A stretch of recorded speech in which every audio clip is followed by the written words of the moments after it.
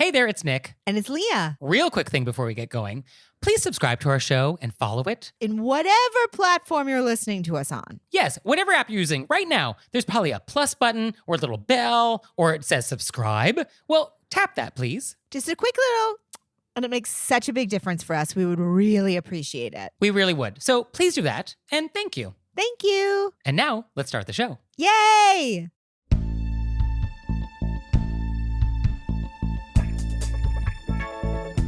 Do you confuse your T's?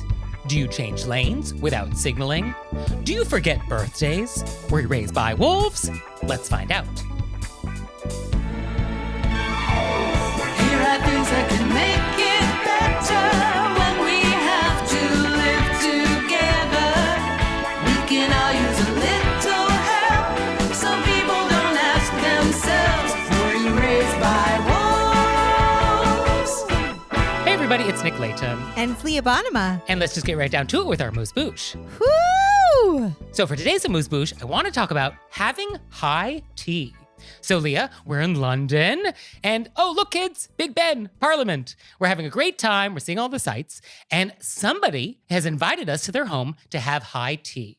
So Leah, should we go? What time of day is this? What are we going to be served? What can we expect? Tell me all about it. Yes, we should go. I'm going to start there. Okay. Let's go. Yes, accept the invitation. I'm delighted and excited to go. Uh-huh. I assume we're going to have tea. Mm. And I imagine there are some sort of little sandwiches. Maybe there's a cucumber. I hear about these Right. cucumber sandwiches. Right, okay. Um, Is that it? Is that what's happening? is that- When is this happening? when is it happening? What time of day is this? I imagine it's early afternoon. Okay. So what you're describing. Or maybe it's late afternoon. Or is it 11 a.m.? Is it 11 a.m.? So what you're describing with the tea sandwiches and the tea and the afternoon timing is afternoon tea, which is sometimes called low tea. And that is not the same as high tea. And why this is important is that Americans actually often think the terms are interchangeable, and they're not. And I don't want you going to the concierge at the Ritz in London asking where the best place to have high tea in Mayfair is, and then they give you a look and they're like, clearly American, and then they send you somewhere that's like not that good because they're like, oh, well, you don't know anything about tea, so like we're not going to bother giving you a good recommendation. I don't want that to happen to you. Thank you. And so I want you to know the differences between these terms because British people take it very seriously. And so we should too. So long story short, afternoon tea is that thing that's in the afternoon. And it was originally just a way for bored wealthy people to like do something in the afternoon between lunch and dinner. They like had enough embroidery and they were like a little peckish and they're like, oh, let's have some scones and some jam. And like, that's what they did. But if you had a job and you couldn't actually leave your job in the middle of the day to like have tea and little finger sandwiches, then you had your tea when you got home at the end of your day, which was like 5 o'clock, 6 o'clock, 7 o'clock. And what you needed was way more than cucumber sandwiches. You needed like more food. And so high tea is more substantial. There's going to be probably some potted meats. There could be fish. There could be an egg course. There could be some salads. Like it's going to be more of a light supper. Oh, so this is like it's supper time. It is a supper. Yes. High tea is really a light supper. Yes. Whew. I mean, that wasn't even in my guesses. And I think the confusion comes from the word high. Like when we hear the word high, we think like, oh, must be fancy, high society, the high life, highbrow, your highness. I was thinking high like high noon. That's why my fourth or fifth guess was like 11 a.m. or 12. I was like, oh, it must be when the sun is high. Right. Yeah. It's not that. It actually refers to where you're actually being served. And so the story goes that it's called low tea because it's served on low tables. You're on a low couch. You're sipping tea very low to the ground. Whereas high tea is more substantial. It's served at a higher table, a dinner table, and you are in a higher chair. And so that is the story for why these things have their names. Oh, wow. So yes, if you call the Ritz and you ask for high tea reservations at 4 p.m., they'll get what you mean, but they're going to judge you and they're not going to give you the best table. And I want you to have the best table. So just know that there's a difference between these things. And what you're probably after is afternoon tea. I never would have known that there was a differentiation, and I would like, let's book us back-to-back teas. I want to do a low tea and then I'd like to do a high tea after that and have all the foods. Well, then there's the 11s, which is a tea break at 11 o'clock. So we really could have tea all day long. I do know that one because it's in Lord of the Rings. Okay. Where you know most of your British etiquette.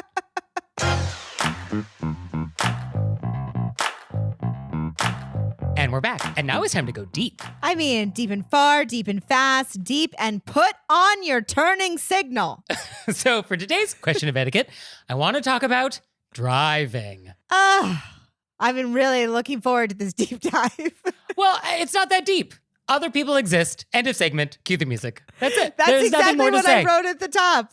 Right. Everything is like, there are other people out there with you. And Ms. Manders has been asked about this many times, and she is just confused and amazed by the, quote, ostrich-like delusion that people cannot be identified because they are safely inside their cars.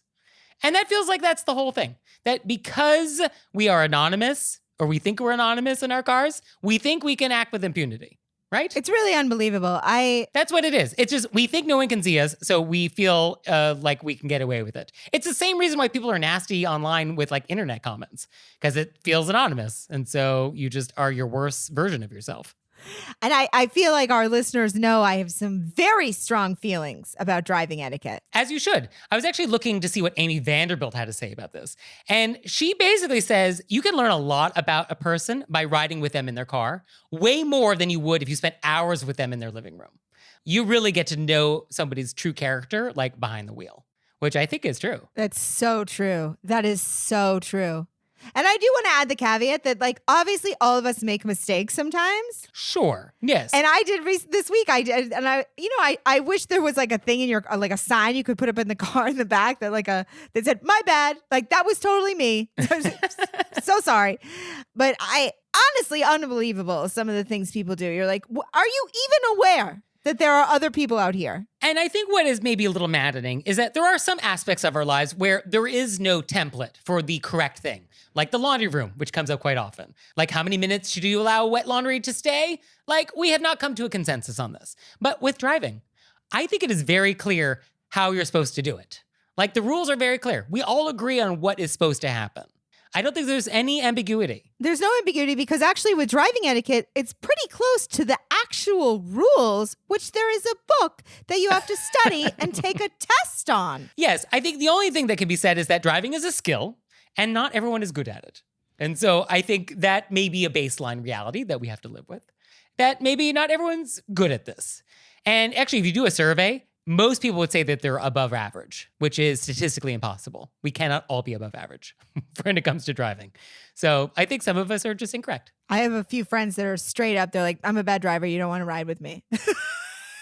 I appreciate that heads up. I pity too. all the other people on the road, though, who have to be on the road with this person, though. Oh, I think for me, there's like, if I had to break it, there's, the people that aren't making people aware of what they're doing. They're not, you're supposed to signal for at least 100 feet. You don't signal when you're turning. Yes. You signal before you're turning. That's the whole point of a signal. Yes, the word signal is to signal your intentions. It's actually a word that is what it is. You're signaling.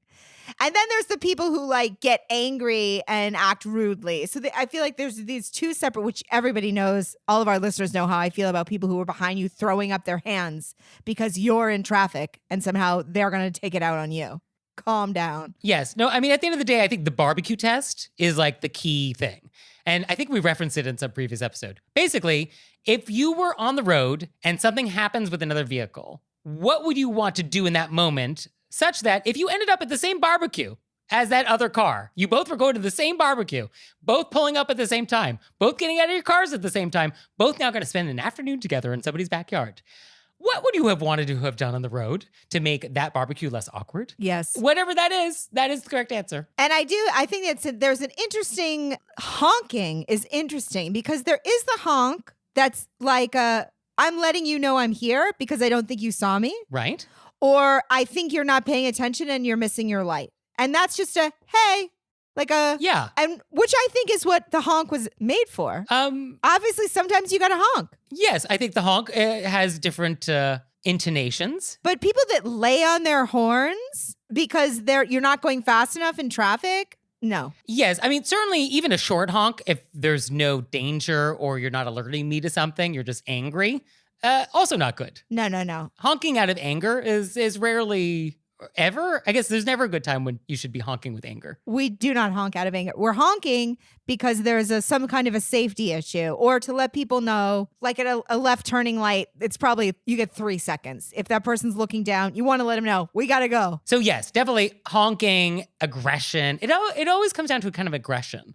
I guess that's a major theme. It's sort of obliviousness and aggression. Yeah, those are the two categories. And I'm going to add a third category. Okay. If somebody lets you in front of them, they let you come in, they let you turn in, they let you pull out in front of them, you acknowledge their politeness. I want to wave. I want to nod. I didn't have to let you in. Okay. I mean, I feel like we have so many other problems to tackle first. No, I can't that handle not it. getting a thank you No, for letting someone go first, that can't be one of our priorities, Leah. it's up there for me. I can't stand it. I Really? let everybody in because that's how I roll. I'm going to let everybody in. Yeah. Uh-huh. People that just go, you could literally move your chin a half an inch and then I'll be like, gotcha. You know what I mean? But that's how that works. Oh, I want that to happen I for just you. want to be acknowledged. No, I want that for you. I'm just trying to prioritize. This is triage. This is an etiquette emergency, and we got a lot of patients in our etiquette emergency waiting room, and we got to triage this. And you getting a wave because you let somebody in is not the patient we're going to see next. That's not. You're going to wait for a while. Obviously, we want to have things that are safety issues up top, but I'm trying to focus on etiquette. I mean, well, safety is also not, yes, of course, all the safety things apply. Like, that's not even part of the discussion. The thing is that if I don't get enough, if people don't start being like grateful that they let you in, and nobody, the bad side of that is nobody lets anybody in ever again. Okay. I mean, that is a fair point, that etiquette exists to benefit everybody, and everybody has to give a little to get a little. Yes. And that is sort of what etiquette is. So that is true.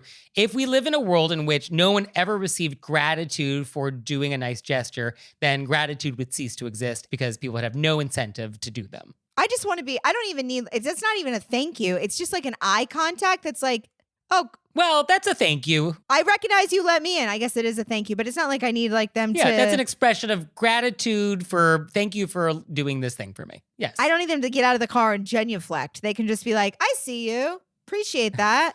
Okay. I mean, genuflection, that would be great. I mean, then we'd all have to stop, traffic. It would be a whole thing. Okay, fine. Now, that's on the road. Should we even get into what goes down inside vehicles? I mean, this topic is so large. Oh, I didn't even think of that. Backseat driving, putting your feet on somebody's dashboard, changing the radio without the driver's permission. Well, I think we know that we do not touch people's radio without permission. Well, we know all of these things, though. We all know all of these things. We know these things. Nobody listened to this conversation and be like, I had not thought of that before. I got lost for a second in the thinking about the amount of people that don't signal here. And you're like, how do you think that people know that you're changing lanes? Well, when your 2,000-pound vehicle starts moving towards me, I get the hint. Unbelievable. Unbelievable. Just signal. Yes. I think it's basically that we've all agreed on these rules, essentially. We're all going in certain directions. And say you're a person who just stops in the middle of the street, which I've brought up before, and throws on your hazards, and you're waiting for somebody to come out instead of just pulling up onto the curb. Yeah. You've now stopped everybody who is going in one of two directions from doing what they were doing because you've decided that you just want to stop there. And somebody should drive up to your car. They obviously aren't the parking. They're not the people checking park. There should be another group of enforcers who are like, I'm flagging you. You're getting a flag for disrupting the natural flow of how everybody else is doing things. I mean, what a world that would be. Back to our flag march. Boom. Yeah, I think Flagging. we just need more flags. More flags. More people just need to get flagged. It's just like realize that other people Exist. exist. It really always just comes down to that, doesn't it? Why is it always that? It's just always that. Well, I think it comes down to the idea of feeling that you're alone. And I think in our car, we feel like we're in a bubble. And when we feel like we're in a bubble, we feel like things outside of that bubble are sort of extraneous, almost like we're watching a movie. That these things are not part of our lives. They don't affect us. We don't affect them. And so therefore, there is no etiquette consideration required because why would there be to these inanimate things around us that have no effect on our lives? I feel like that's what's happening. I think it would be a very interesting study. I don't know who we can get to do this research. if you follow the people who are very rude on the road, how many of them are that rude in life? And how many of them only do it because they feel they're of the anonymity? I would suspect most people do it only in their cars. And that in the office, at the play dates, at the daycare pickup, in all their other aspects of their lives, even inside the supermarket, in the laundry room, at the coffee shop, I'm sure they're actually very polite and considerate. But once they get in the car, it just, it all goes out the window. I would actually think that a higher percentage of those people were also that way in their real life, just not as blatantly. Oh, so deep down they have dark hearts, They have dark hearts. but they're less blatant about it when they're going to Zumba. Some people are just not good drivers, and that's a different thing. But some people they're just they don't care. They're cutting you off. They're doing what they want. And I think that all of those people have some kind of thing in their personality that you would know. They come to Zumba late and then stand in the front. Yeah, this would be a very interesting study to see whether or not bad people are bad just in their cars or if they're just bad across the board. I think there are some people that get road rage that we couldn't have called necessarily, but maybe we could have. Yeah, but I think out there, next time you're driving and you feel compelled to maybe do something you wouldn't do on the street if you're a pedestrian. Like if you're a pedestrian, you don't like shove other people or like breathe down people's necks right behind them. Yeah, you don't walk up 1 inch behind them because you don't think they're walking fast enough. Right? Like I hope we don't do that. And so like all this stuff we don't do outside of our cars like we do in our cars, and like that's weird. So maybe the hope is that when we're in our cars, we'll just be more mindful to live our lives in the car the same way we live it outside of the car. And so that we're living our lives consistently in all modes of transportation. Maybe that's the hope. Yes. Now I really want to do this study. Now I'm just hot for this study. And now I do have one thing on my list, which I don't know if it's driving etiquette, but it's just a request. If you have a tow ball on the back of your car and you don't need it anytime soon, please remove it. I cannot tell you how many times I've been walking in a parking lot and I've banged my shin against one of these things, not knowing it was there. And yes, it's my fault. I should be more careful, but I'm just not anticipating a shiny thing that blends in with the background hanging off your bumper. And so it's just a request. You got a tow ball and you don't need it anytime soon. Take it off if it's easy enough to take off. I'm going to add one to this. Okay. When you drive in at night, it's not high beam time if there are other cars around. Okay. I'll see your high beams at night and I'll raise you when you're filling up your car at a gas station and you're done. Don't park in front of the pump when you go inside the store to buy other stuff. Oh, that just happened. And I was waiting behind this guy and I felt like he knew I was waiting, and then he would just sat there and got on his phone, and I was like, I'm not even. I'm backing up. I'm going backwards into the other one because I see where this is headed and I don't want to lose my temper. Yep, I know it's another 10 minutes. Yeah, I don't have time for that. What's happening with that? Just pull around. Yeah, you're done with the gas? Okay, great. There's some other parking spots here that you can have. Really, everything boils down. Other people exist. They do. They do. Believe it or not, other people exist. And then another day, we'll talk about parking. I don't have the emotional strength today to talk about parking. Well, we didn't talk about parking. We didn't talk about inside the car. So maybe we'll just package all that together. Well, this is one of those topics, like a comet. We'll return to our solar system every so often, and we'll address it again. Because inside a car will be fun, because we can also discuss when you're with people that you don't know. Oh, carpooling. Oh, yeah, no, it never ends. So audience, if you have any ideas for what we should talk about the next time we talk about this topic, let us know. But hopefully we are going to make everybody a little more mindful about driving, and hopefully we are one step closer to achieving world peace. I honestly think in my top 10 things for world peace, on that top 10 is you're going to signal for 100 feet. This is how long we're going to let people know. Okay. I would definitely have that on the list. Absolutely. Ladies and gentlemen, Pinocchio is now streaming on Disney+. sounds like my kind of place. Director Robert Zemeckis delivers a dream come true for the whole family. I want to be real. And Tom Hanks shines as Geppetto. It's going to be quite an adventure. Let nothing stop you Jiminy! from experiencing the next Disney classic. And to be real is up to you. It's in your heart. Disney's Pinocchio, rated PG. Parental guidance suggested. Now streaming only on Disney+. And now it's time for Intermezzo. Intermezzo. So your new videos on Patreon, they're kind of adorable, Leah. Oh my goodness. I blushed. I'm blushing. And you out there, you can see them if you become a monthly member. So visit our website, click on monthly membership, and see if that's something you'd like to do. It's mostly me talking about television shows and my puppy. It's not that. Join us. And we're back. And now it's time to take some questions from you all in the wilderness. Ow! So our first question is, quote, how do you overcome terrible handwriting? I'd like to send more letters and cards, but my handwriting is terrible. I spent a lot of money on nice stationery to try to get into the habit, but I'm constantly embarrassed by the finished product. My penmanship is bad and my ink smears. Are line cards only for children? Does any company make them? Would people ask if I was raised by wolves if I sent cards or letters on line stock? This is such a great question. Yeah. I would love to ask our letter writer just really quick, because I slant when I write. I can't seem to write in a straight line. And then also sometimes my words are closer together and then they're further apart. So what I do, I handwrite it once on like just a sheet of paper to figure out what I want to say. Mm-hmm. And then I rewrite it again to sort of for the actual physical writing of it. And then I write it on the card. Oh, that's good. I think for people who don't love their handwriting, composing it off the page is key. I think trying to compose and focus on your handwriting at the same time is tricky. So I think definitely composing offline on some other piece of paper first and then transferring it to the card, I think that is definitely a good place to start. I do it twice. Once is for the composing. The second one is how is this going to fit? And then the third one is the show. And I think it's important to note that just handwriting is a skill. It's a skill like anything else. So if you want to get better at that skill, then you do have to practice.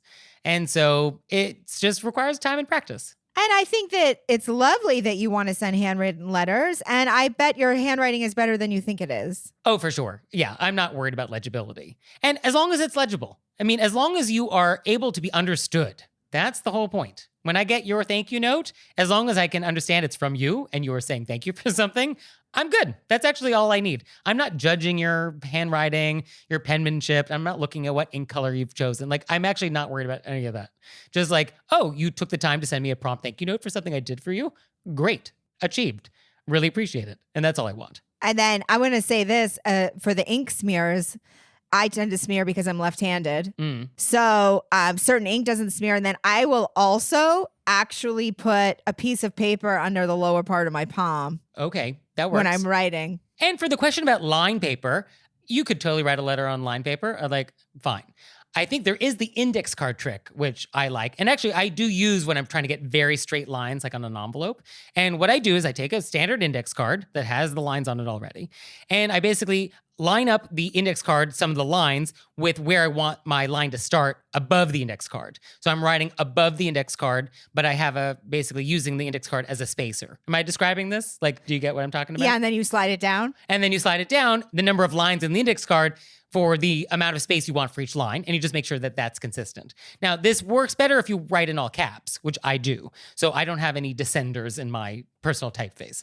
And writing in all caps, have at it. I think it looks great. I'm happy to do it. I don't mind. You don't want my cursive anyway, so it's a win. So I think try the index card to see if that helps. But I think at the end of the day, for legibility, consistency is key. As long as you have sort of spacing that is consistent from letter to letter or word to word, and as long as your slanting is sort of consistent along the way, and as long as you write the same letters the same way each time, that for legibility for me is what I need. Because then, once I get some words, like I can context fill any other legibility problems that may exist, as long as the same way you dot your I or like circle your L is the same each time. I don't care how you do it, but like as long as it's consistent throughout your letter, like I'll figure it out. So I think you just have to send more letters. Don't worry about your handwriting. And if you'd like, we would be delighted to receive a letter from you.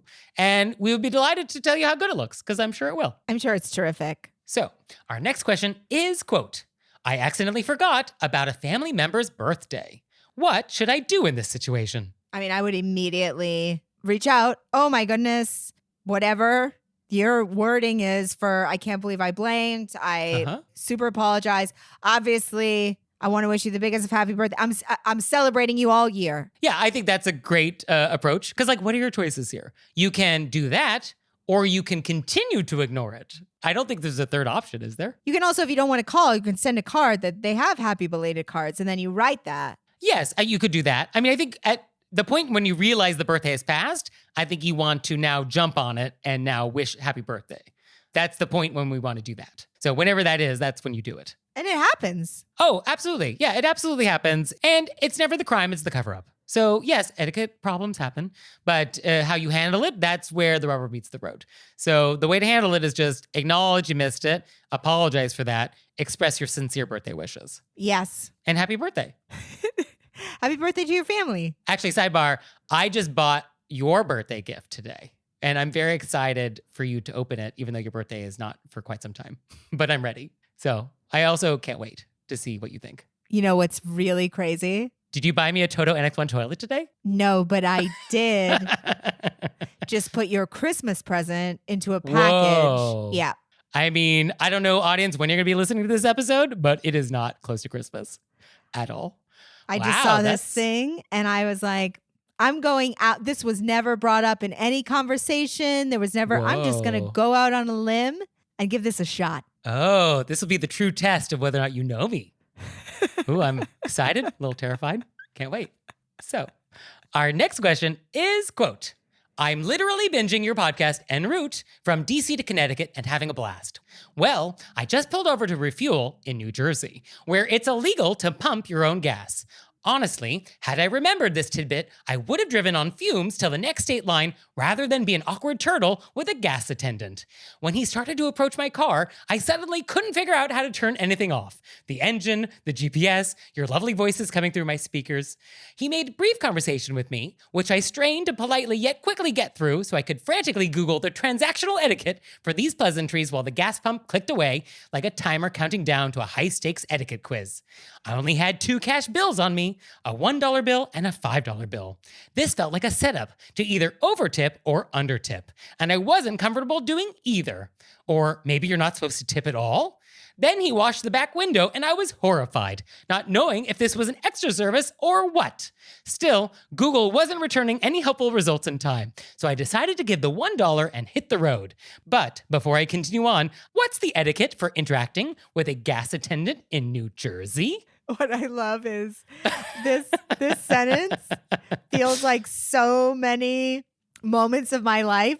When he started to approach my car, I suddenly couldn't figure out how to turn anything off, the engine, the GPS, your lovely mic, and that all Right. people start, and all of a sudden you're like, I don't know how to do anything anymore. I also like this visual of the gas pump clicking along like a timer in an etiquette quiz. Yes. Oh, goodness. And then they go and they wash the back window, and you're like, And you're like, no! wow!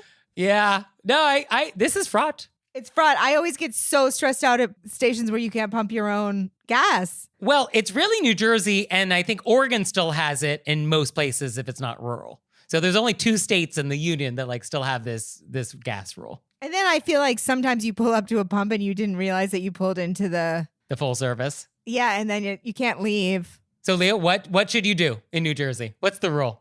I always end up over tipping. So long story short, I think you asked most people from New Jersey, they do not tip because they're like, this is required by our government. And that's just the deal. Like we don't tip for basic pumping at all. And I think if you ask most attendant workers in New Jersey, the people who tip are people with out-of-state license plates. So I think that's, kind of what is happening currently. Whether or not that's right or not, who can say? But I think the reality on the ground is that I think most New Jersey people probably don't tip for the basic service. However, I do think tipping is nice and maybe even required if they do go above and beyond for you or provide some other service like window washing. Or if it's bad weather, if it's snowing out, let's tip. Or if it's like a holiday, it's Christmas, let's tip. Let's tip for that. And of course, you're always allowed to tip if you want to. Like if you just want to pay it forward, you're having a good day, want to give somebody a couple bucks, that's also fun. And it's always interesting when like you didn't ask for somebody to wash the back window and then they do it. Right. That does feel like a bit of a trap to get you to tip. It Yeah, feels a little bit. trapping. It feels a little trap. I mean, Feels- I would still tip, but I do feel like that was done on purpose. Yeah. It's possible. It's possible. I don't want to say it was done on purpose because I'm a positive full of love kind of a person. But I recognize feeling trapped in that situation where you're like, I didn't ask for this. And then now they're doing it and it's an extra service. It's complicated. But I think at the end of the day, the standard tipping rules apply, which is like if somebody went above and beyond, you want to, you go there all the time and you're regular, or you want to like ensure good service in the future. That's why we extra tip for like food delivery when it's gale winds or ice snow coming down. Yeah, if it's a heat wave, if it's sleet. Yeah, if you've inconvenienced this person more than the normal service. So if you live in a 5-story walk-up, if your car is very high, you come in with like a monster truck and they have to get a ladder to get up there. I feel like that would be the equivalent. So you should tip. If you have a monster truck and they have to climb on a ladder to get your gas tank, yeah, you should tip. I think these are all solid parameters. Very solid. So do you have questions for us where we can give you some solid answers? Let us know. You can let us know through our website, wereraisedbywolves.com, or you can leave us a voicemail or send us a text message, 267, call RBW. And we're back. And now it's time to play a game we like to call Vent or Repent. Vent or repent. Which is our opportunity to vent about some bad etiquette experience we've had recently, or we can repent for some etiquette faux pas we've committed. So Leah, would you like to vent or repent? I'm going to throw a spoke in the wheel this week. Oh, pun intended. Driving fun. As I did have an event, but it's so specific that I'll just handle that in my personal life. You know what I mean? And okay. You don't need to air your dirty laundry with the global audience. Okay. It's so dirty.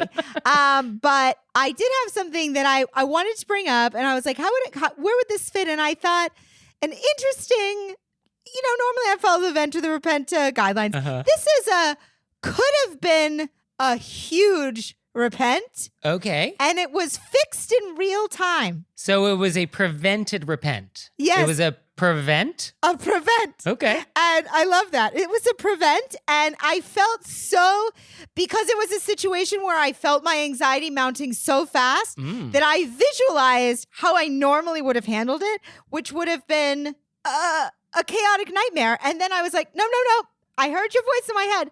Not the crime, it's the cover up. And I just immediately fixed it. Okay, so what has happened? Or what was about to happen? Oh, it happened. I just immediately took responsibility. I'm in Ralph's. Ralph's, the supermarket chain in Southern California. Which I love. I love Ralph's. All right. And they make homemade guacamole and they make a guacamole salsa, which is spicier. So I had a big thing of guacamole salsa. Uh-huh. And it's plastic. And I'm carrying it. And then I was looking for my blue tortilla chips, my blue corn tortilla chips.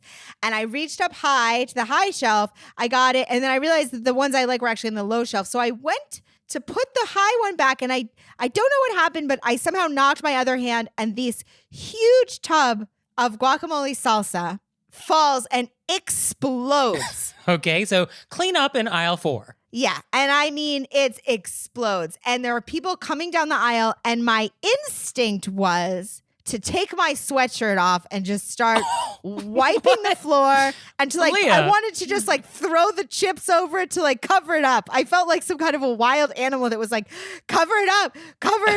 And then I was like, people drop things. You're going to handle this. So I just I made eye contact with the people coming to be like, don't step there. And then I went and I found a person.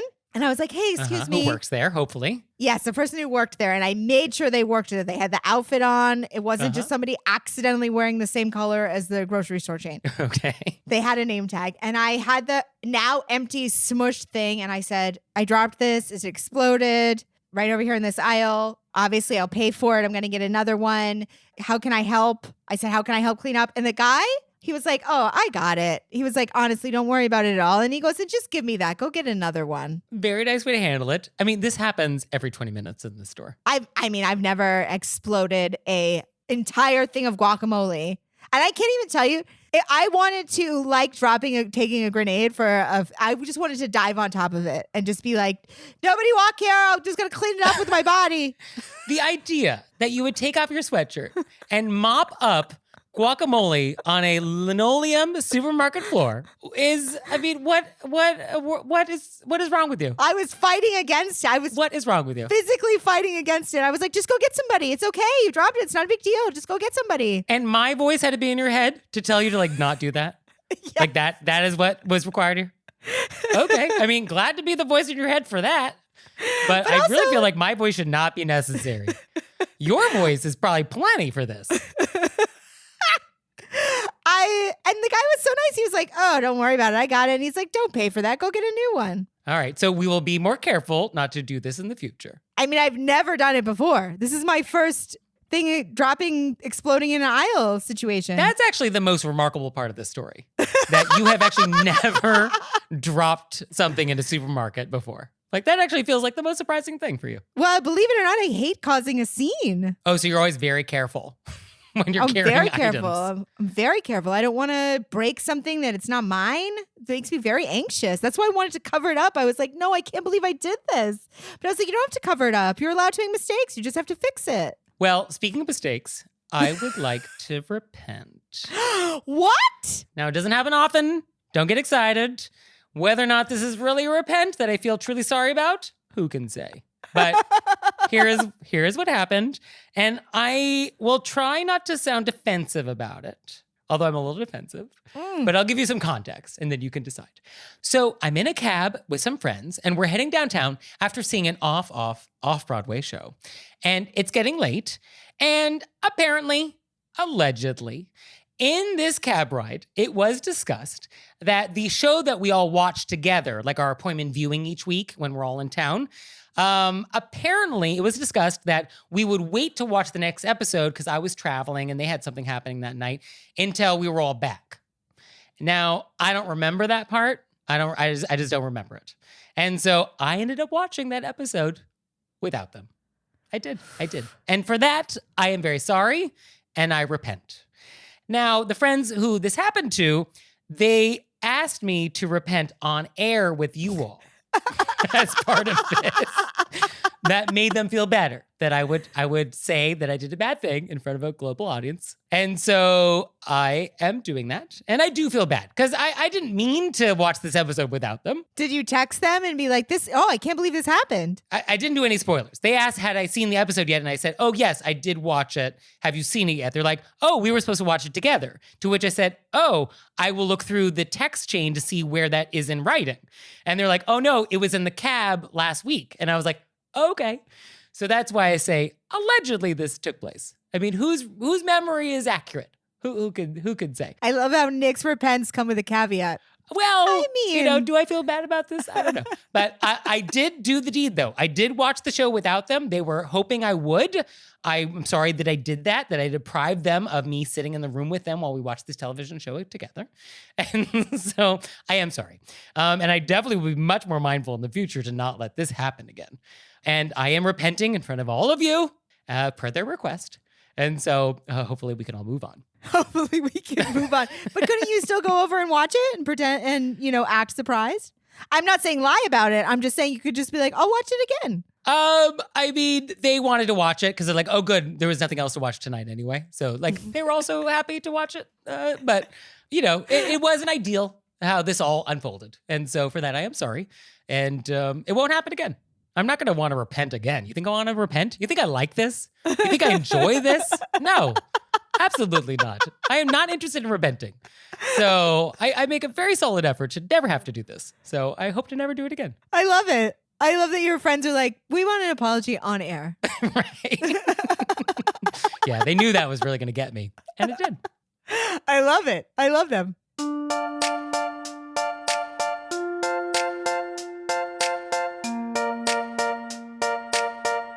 So, Leah, what have we learned? I mean, worlds open. I had no idea of all the different tea levels there was. Oh, sure. We got high tea, we got low tea. Not the same. Not the same. And I learned that you have actually never, until now, dropped something in a supermarket. Yeah, Unbelievable. this is my first one. Unbelievable. I can't imagine that was the case. And here we are. Here we are. Well, thank you, Leah. Thank you, Nick. And thanks you out there for listening. I'd send a handwritten note to my custom stationery if I could. He would. So for your homework this week, are you following us on social media and getting our newsletter? If you're not, you're missing out. Sometimes we pop up as guests on other shows. Sometimes we have new merchandise to announce. So you gotta follow us on social media and get our newsletter to stay in the loop. Stay in the loop. And we'll see you next time. Bye. Bye.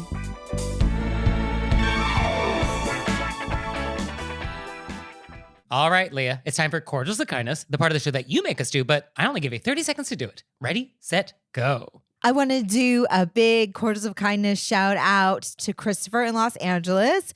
Chris is a wonderful listener and also has been so incredibly kind and supportive and gracious to me in my move to Los Angeles. And it's just such a delight. And I'm so thankful. That's very nice. And for me, I want to say thank you to my friends out in Southampton who had me as a house guest this weekend. We did all of the Hamptonsy things. It was very fun. We had rosé, we went to Shelter Island, we had brunch in Sag Harbor. And so it was a great escape from New York City. And I'm very thankful to be a guest in their home. And hopefully I'll be invited back. So fun. Very fun. So thank you. Oh, Leah, one more thing. What? Have you signed up for Patreon yet? I have. Me too. You out there, have you signed up for Patreon yet? No? Well, go to our website, wereraisedbywolves.com, click on monthly membership, check it out, because we would really appreciate it if you'd support our show. We love your support. We would. So please do that, and we'll see you next time. Bye. Bye.